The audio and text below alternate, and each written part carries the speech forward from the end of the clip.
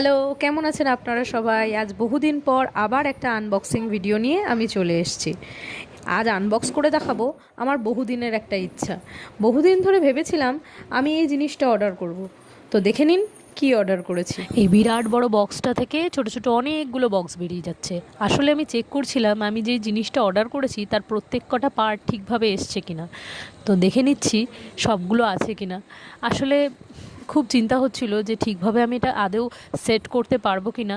যাই হোক, ম্যানুয়াল থাকলে আমি যে কোনো কিছু বানিয়ে ফেলতে পারি, এইটুকু আমার নিজের ওপর কনফিডেন্স আছে। তো ম্যানুয়াল দেখে দেখে একটার পর একটা করে সেট করে নিচ্ছিলাম। আস্তে আস্তে কিন্তু দেখতে বেশ ভালোই লাগছে। আশা করছি যে ম্যানুয়ালে যেমন লাগছে বা ফটোতে যেমন দেখেছি ঠিক তেমনই জিনিসটা হবে। তো দেখে নিন কি বানাচ্ছি আমি।